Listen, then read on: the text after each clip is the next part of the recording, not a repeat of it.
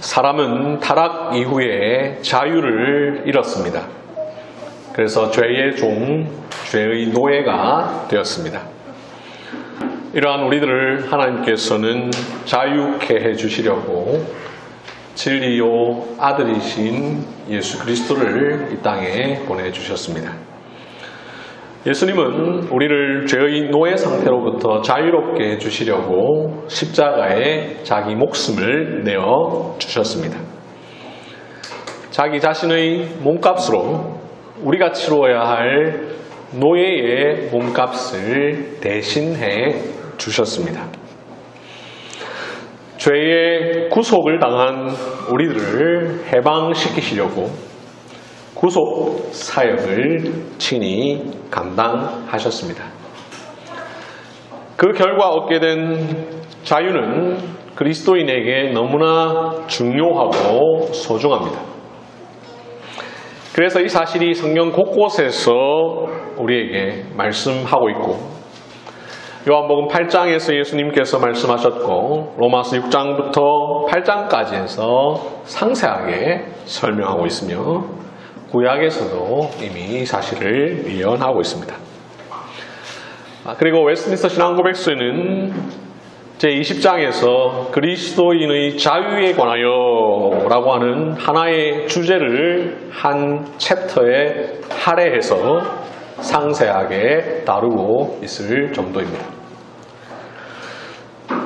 그러나 구원받은 나 자신의 모습을 생각해보면 과연 내가 죄로부터 자유함을 얻은 사람인가 하는 의문이 생길 때가 종종 있죠.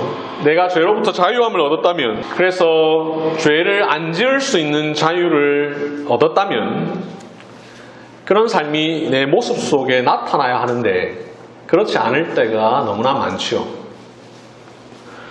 뿐만 아니라 구원받은 은혜의 상태에 있는 사람이 죄를 안 지을 수 있는 자유가 있다고 했는데, 그렇다면 태초의 아담과 구원받은 이후의 사람이 어떻게 같은가 아니면 다른가, 이런 의문이 듭니다.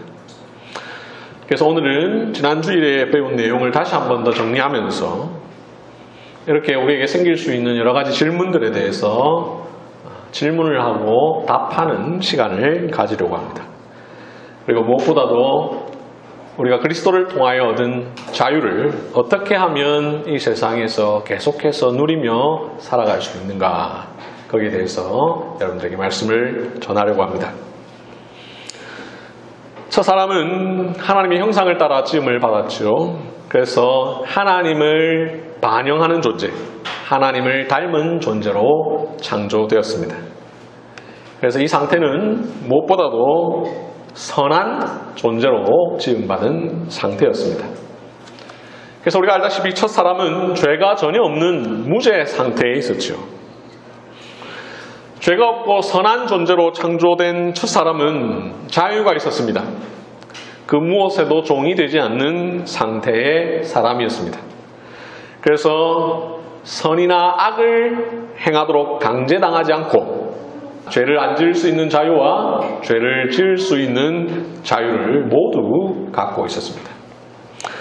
성경은 이 사실을 창세기 2장 16절 17절에 나오는 여호와 하나님이 그 사람에게 명하여 이르시되 동산 각종 나무의 열매는 내가 임의로 먹되 선악을 알게 하는 나무의 열매는 먹지 말라. 내가 먹는 날에는 반드시 죽으리라. 라는 이 말씀을 통해 우리에게 잘 보여주고 있습니다.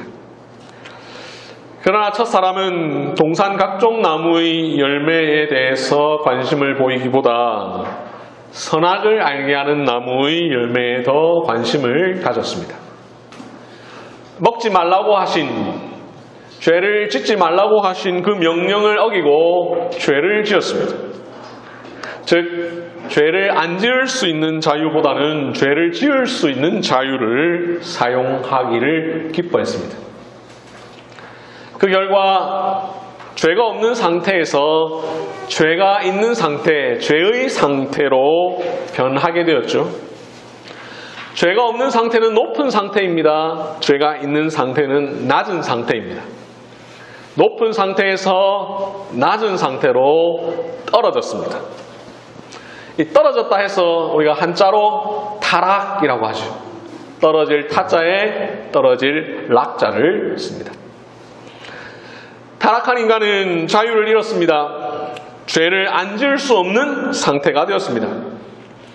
선이나 악을 행하도록 강제당하지 않는 자유는 이제 없어졌고 이제 악만 행하는 성향을 갖게 되었습니다.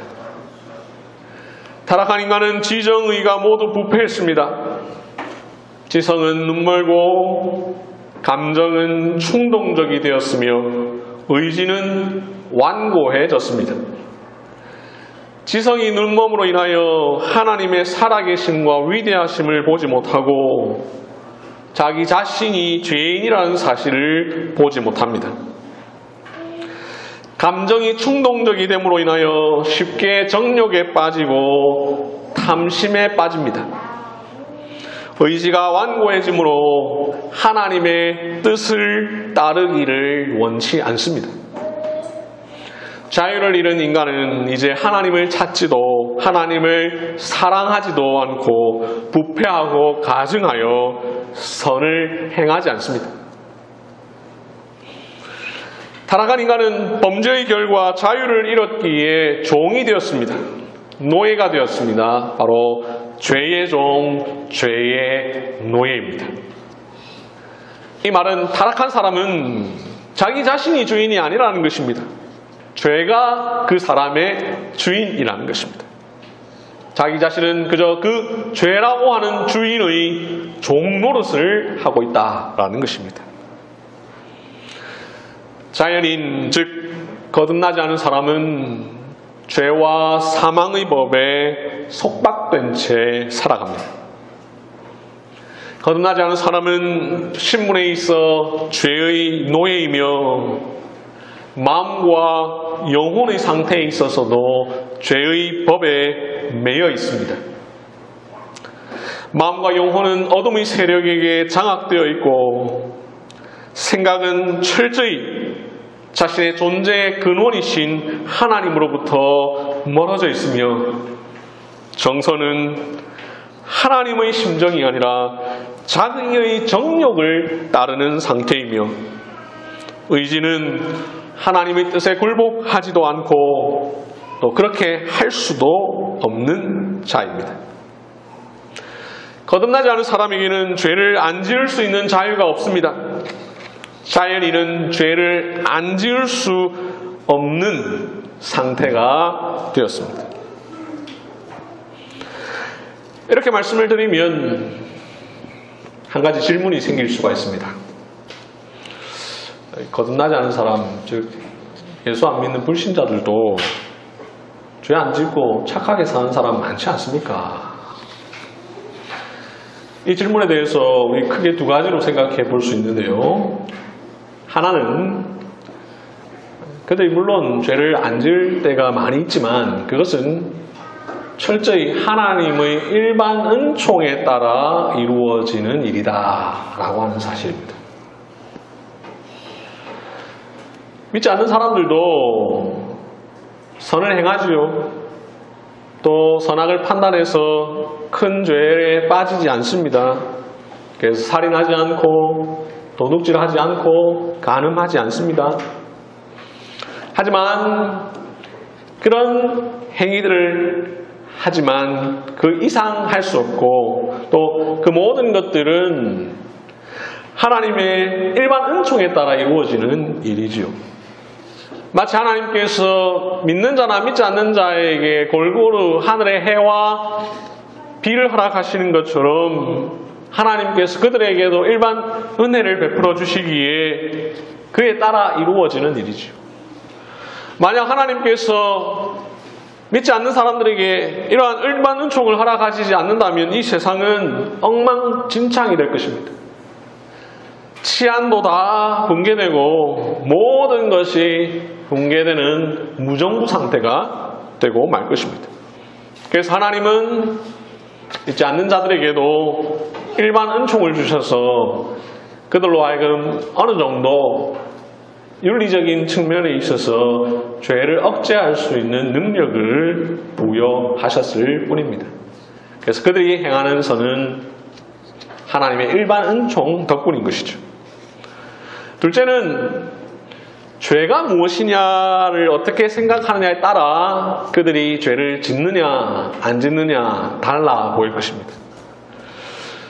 죄를 우리 일반적인 윤리적 죄, 세상의 관점에서만 생각한다면 분명 믿지 않는 자들도 우리와 마찬가지로 죄를 안 지을 수 있는 자유가 있는 것처럼 보입니다. 그러나 지금 우리가 쭉 살피고 있는 여기에서 말하는 죄는 하나님의 관점에서의 죄, 기독교 신앙의 관점에서의 죄를 말하죠. 그들은 하나님을 없다고 생각하며 하나님을 찾지도 않습니다. 거듭나지 않은 불신자가 비록 양심의 빛을 통하여 선악을 분별하고 윤리적 죄를 짓지 않는다 하더라도 그 마음과 영혼에는 선과 악의 참 기준이 되시는 하나님을 인정하는 마음이 없습니다. 하나님보다 자기 자신이 온 세상의 중심이 되어 있습니다.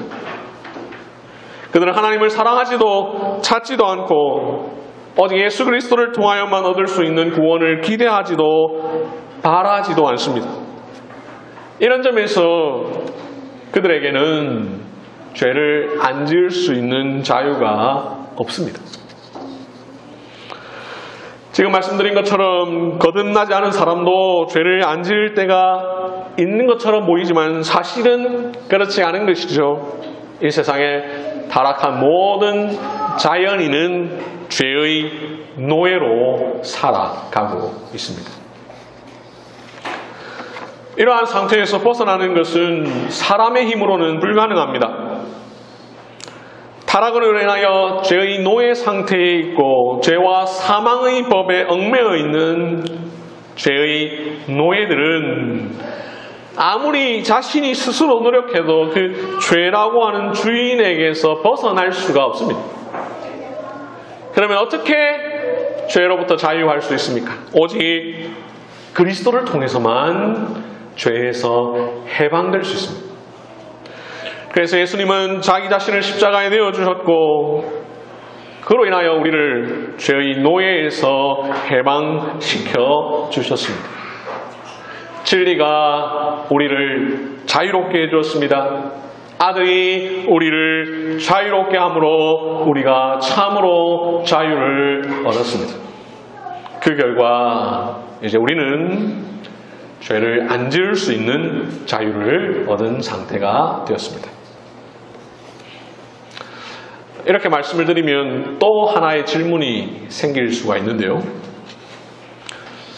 그러면 구원받은 사람의 상태는 태초의 아담의 상태와 같은가? 예수님을 믿어서 죄를 안 지을 수 있는 자유를 얻었다면 이 상태는 선악을 알게 하는 나무의 열매를 따먹기 전의 아담과 같은 상태여야 하는 것 아닌가? 라고 하는 질문입니다.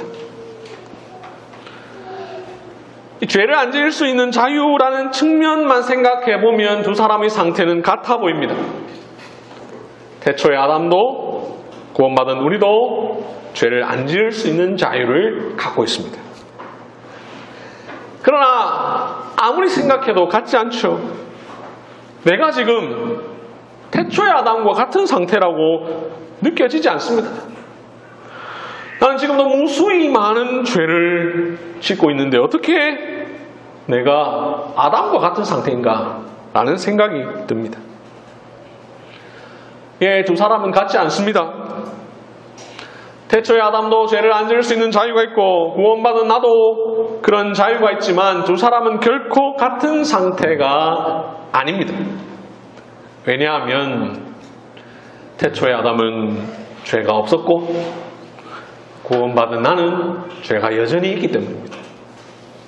죄를 안 지을 수 있는 자유가 있다는 측면에서는 같지만 죄가 없는 상태, 죄가 있는 상태라는 점에 있어서 둘은 서로 다르죠. 태초의 아담은 무죄 상태였습니다. 그에게는 죄가 없었습니다. 죄가 없는 가운데에 죄를 안 지을 수 있는 자유를 갖고 있었습니다. 반면 구원받은 우리는 죄가 여전히 있습니다. 비록 죄의 노예 상태에서 해방되긴 했지만 그렇다고 해서 죄가 다 사라진 것은 아닙니다. 신자에게 여전히 남아있는 죄가 있습니다. 그 죄가 여전히 우리에게 영향력을 행사하고 있습니다. 우리는 이렇게 죄가 있는 상태에서 죄를 안 지을 수 있는 자유를 갖고 있습니다. 그러니 태초의 아담과 구원받은 이후의 우리는 다르죠. 다시 한번 말씀드립니다만 신자가 죄에 대하여 죽고 죄의 세력에서 해방되었다는 것이 신자는 더 이상 죄를 지을 수 없다라는 말은 아니죠. 신자는 이 세상에서 여전히 죄를 짓고 살아갑니다. 한편으로 신자는 이미 죄에서 해방되었지만 그것이 상대적으로 생각할 때의 완전한 자유는 아닙니다. 우리에게 남아있는 완전한 자유가 있습니다. 그래서 바로 천국에 이르렀을 때, 죄를 지을 수 없는 상태에 이르렀을 때, 이런 점에 있어서 창조 직후의 아담과 구원받은 사람은 조금 다르죠.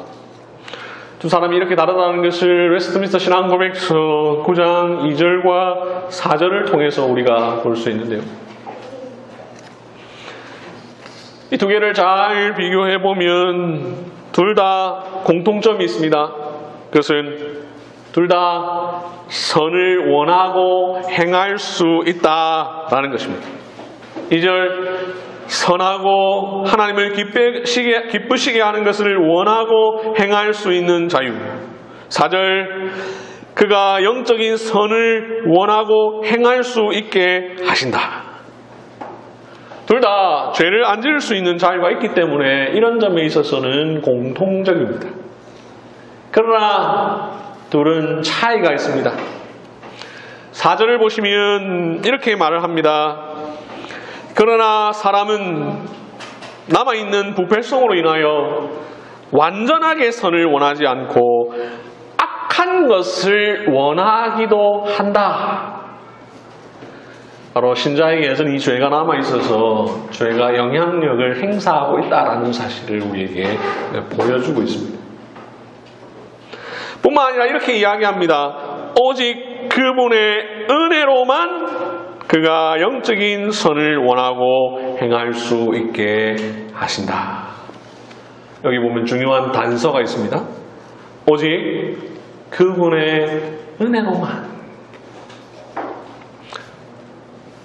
태초의 아담이나 구원받은 우리나 선을 행할 수 있는 자유가 있지만 구원받은 이후 은혜의 상태에 있는 우리는 오직 그분의 은혜로만 그 일을 할 수 있습니다.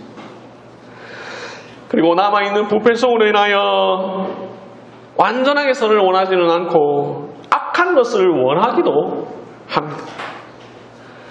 이런 점에서 구원받은 성도는 타락한 후의 자연인, 아직 거듭나지 않은 사람과 다르고 또 죄를 짓지 않았던 태초의 아담과 다릅니다.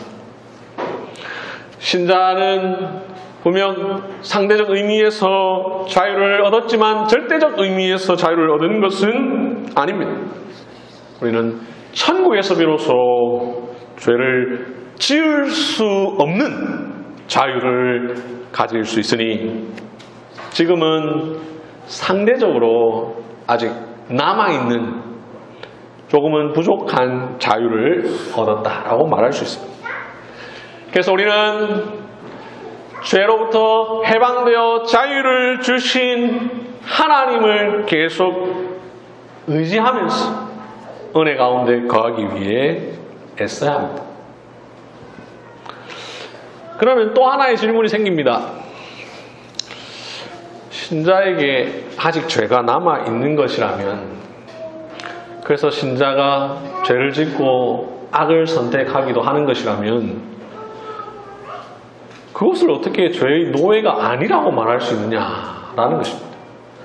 여전히 죄의 노예인 것 아닙니까? 라는 질문이 생길 수 있습니다. 여기에 대해서 먼저 정답부터 말씀을 드리면, 비록 신자가 죄를 짓지만 신자는 죄의 절대적 지배를 받는 것은 아니기에 죄의 노예는 아닙니다. 신자는 이제 죄가 주인이 아니라 하나님이 주인이고 의가 주인이고 그리스도가 주인입니다.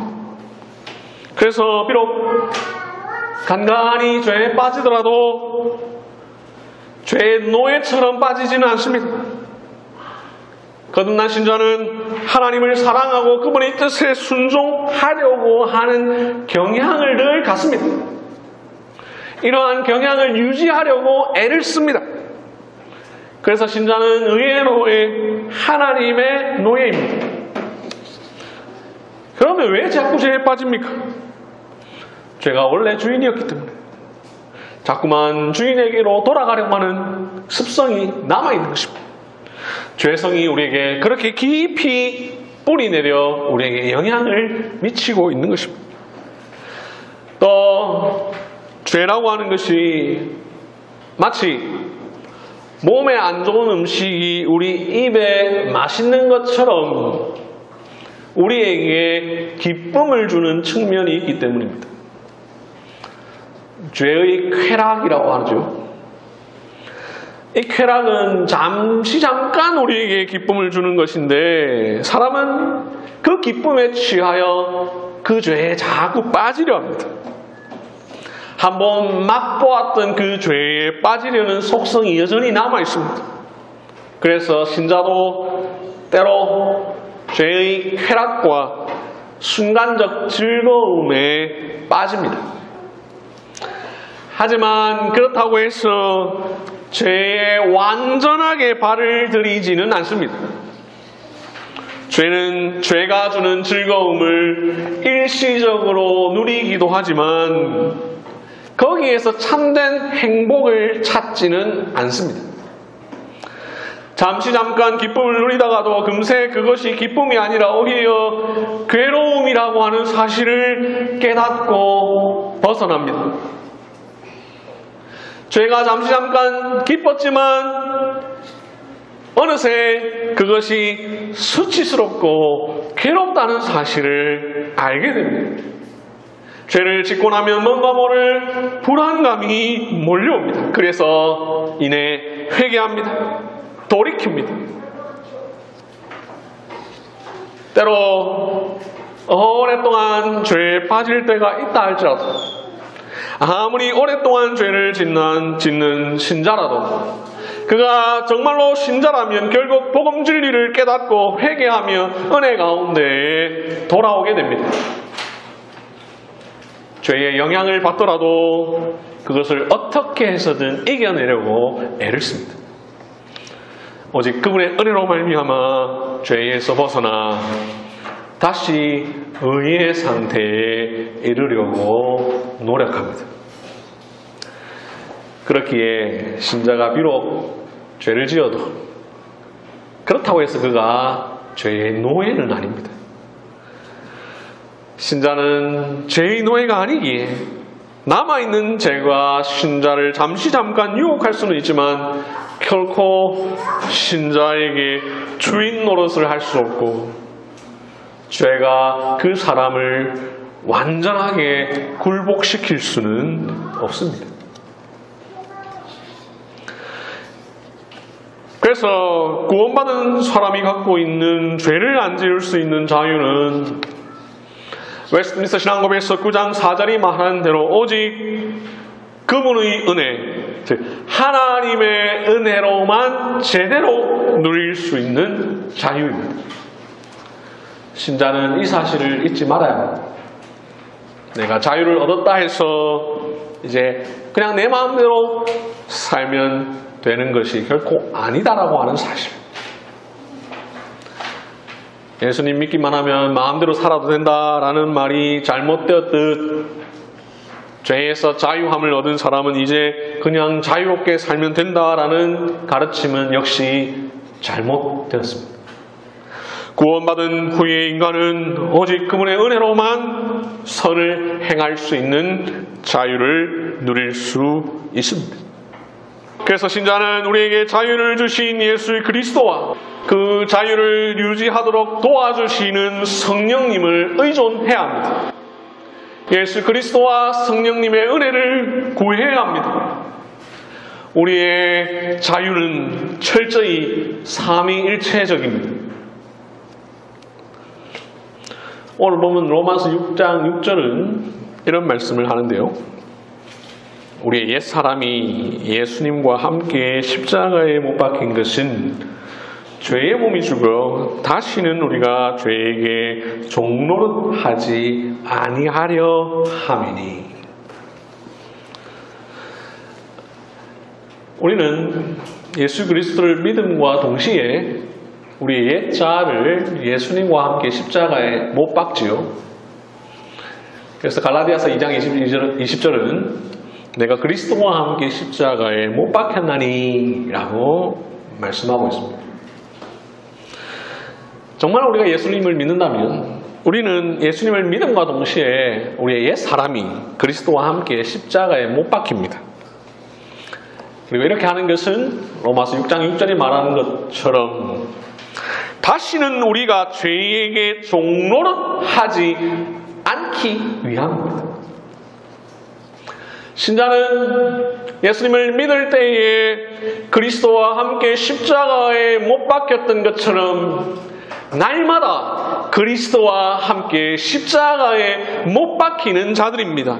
그리하여 우리가 다시는 죄에게 종노릇하지 않습니다. 또한 그리스도를 통하여 얻은 자유는 성령님을 통해서 유지될 수 있습니다. 오늘 읽은 본문 로마서 8장 2절을 보시면 그리스도 예수 안에 있는 생명의 성령의 법이 죄와 사망의 법에서 너를 해방하였습니다 라고 말씀을 하죠. 이 해방, 다른 말로 자유죠. 성령님은 죄와 사망의 법에 얽매여 있던 우리를 해방시켜 주셨습니다. 성령님은 우리에게 생명의 성령의 법에 얽매이게 해 주셨습니다. 성령님은 죄의 노예에서 자유함을 얻은 우리들의 그 자유가 지속적으로 유지되도록 생명의 성령의 법으로 우리를 도우시는 주체이십니다. 그러므로 그리스도를 통하여 자유를 얻은 신자는 그와 더불어 우리 안에 거하시는 성령님의 도우심을 날마다 구해야 합니다. 그런데 여러분, 그리스도께서 죄의 노예에서 해방시켜 주셔서 우리에게 자유를 주셨고 성령께서 생명의 성령의 법으로 우리의 자유를 유지케 해 주신다 해서 우리는 그저 가만히 있으면 되는 것은 아니죠. 우리는 그 두 분의 도우심에 의존하여 우리의 순종을 다해야 합니다. 우리는 그 자유를 누리고 유지하기 위하여 우리가 그분들의 도우심에 근거하여 이 세상에서 끊임없이 죄와 싸워야 합니다.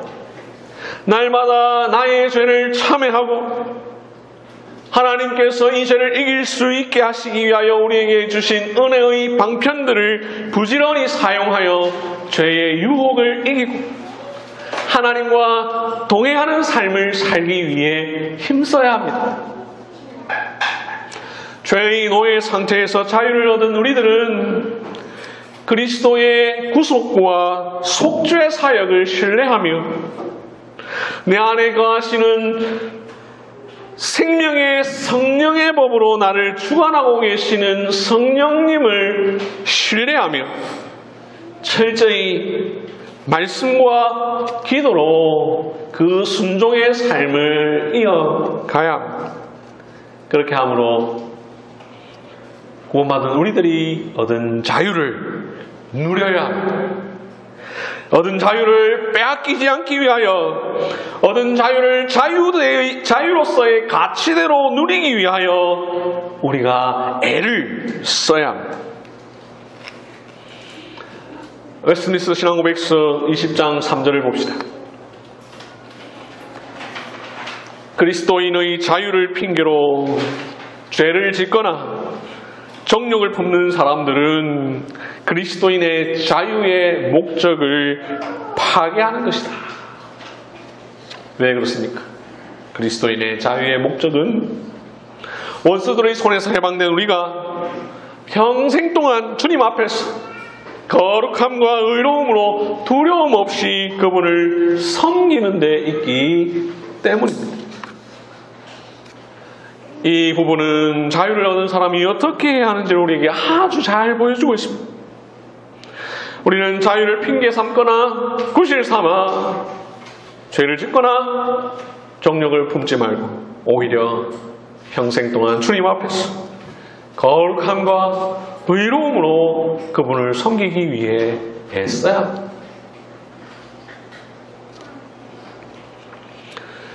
사랑하는 성도 여러분,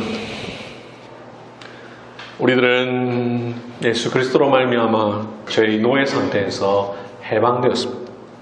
우리는 자유를 얻었습니다. 그런데도 왜 나는 자주 죄에 빠지는가? 그것은 이상한 일이 아닙니다.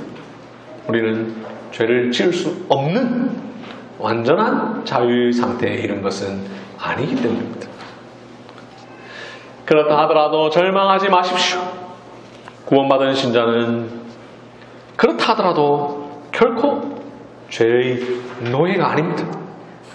그리스도 예수께서 친히 자신을 십자가에 내어주심으로 죄의 노예 상태에서 해방된 우리들입니다. 생명의 성령의 능력이 우리를 죄의 지배에 완전히 빠지지 않도록 지켜주십니다. 하나님께서는 죄인의 신분이었던 우리들을 하나님의 자녀가 되게 해주심으로 자유를 주셨고, 죄의 노예가 되어 죄의 지배를 받던 우리들을 은혜를 주시는 성령으로 말미암아 자유를 누리게 해주셨습니다. 이 사실을 기억하면서 때때로 우리가 죄 유혹에 빠질 때, 그 유혹에 넘어질 때 스스로 나 자신의 신분을 생각하십시오. 나는 분명 죄의 노예가 아니라 의의 노예라는 사실, 나는 사탄의 종이 아니라 하나님의 노예라는 사실, 내가 이렇게 죄에 매이는 것은 그리스도께서 나에게 허락하신 나의 신분에 맞지 않다라고 하는 사실, 끊임없이 생각하며 그 죄와 싸워 이기십시오. 자유를 얻었으나 여전히 죄가 남아있다 해서 두려워하거나 낙심하지 마십시오. 우리가 잠깐 죄에 빠진다 하더라도 결코 우리가 죄의 노예가 되지는 않을 것입니다. 구원에서 끊어지지 않는 것처럼 예수 그리스도께서 우리에게 주신 자유는 다시 잃어버릴 수가 없습니다. 반드시 성령 안에서 하나님 나라에 완전하게 이를 때까지 우리는 그 자유를 누릴 수가 있을 것입니다. 그러면서 나의 순종에 최선을 다하십시오. 예수님께서 우리에게 자유를 주시기 위하여 큰 희생을 치르셨다고 하는 사실, 금과 은이 아닌 자신의 보배로운 피로 값을 치르셨다는 사실을 기억하며 그리스도께서 주신 자유를 핑계로 육체의 기회로 삼지 말고 죄를 짓거나 정욕을 품지 말고 오직 하나님을 섬기는 데 사용하십시오. 이 일에 날마다 끊임없이 성부 성자 성령의 은혜를 구하십시오. 매 순간 마음을 지키며 날마다 주께서 주시는 은혜를 누리고 허락하신 은혜의 방편들을 부지런히 사용하십시오. 매일 성경을 읽으며 기도하면서 나의 자아를 버리고 하나님의 뜻을 받아들이는 삶을 사십시오. 그렇게 하면 하나님께서 여러분들이 죄를 이길 수 없도록 결코 내버려 두시지 않을 것입니다. 죄를 이길 힘을 공급해 주실 것입니다. 복음은 죄와 싸워 이길 힘을 줍니다. 자유를 줍니다. 그러므로 우리는 우리 혼자 하는 것이 아니라 성령님의 도우심으로 말미암아 죄를 안 지을 수 있는 자유를 잘 사용하기 위해 힘써야 합니다. 말씀을 맺겠습니다. 사랑하는 성도 여러분, 여러분들이 거듭났다면, 여러분들이 예수 그리스도를 믿는다면 여러분은 그리스도 안에서 자유자이십니다. 이러한 신분을 획득한 신자는 더 이상 죄가 주인이 될 수 없습니다. 신자의 주인은 오직 의욕 하나님이십니다. 신자는 거듭남과 함께 죄와 사망의 법에서 생명의 성령의 법으로 해방된 사람입니다. 로마서 8장 2절은 그래서 이렇게 말씀합니다. 그리스도 예수 안에 있는 생명의 성령의 법이 죄와 사망의 법에서 너를 해방하였습니다. 이러한 우리들은 이 세상에서 죄를 안 지을 수 있는 자유를 사용하기 위해 힘써야 할 것입니다. 이 자유는 오직 하나님과 예수 그리고 성령의 은혜로 누릴 수 있음을 기억해야 할 것입니다. 그렇게 날마다 성령 하나님의 도우심을 구하며 우리에게 주신 자유를 핑계삼아 죄를 짓거나 정욕을 품거나 그 자유로 악을 가리는 데 쓰지 말고 오직 하나님의 종과 같이 삽시다. 그리고 그렇게 죄를 안 지을 수 있는 자유를 이 땅에서 최대한 누리고 살다가 장차 죄를 전혀 지을 수 없는 완전한 자유가 있는 천국에 이르기를 간절히 소망하며 삽시다. 아멘.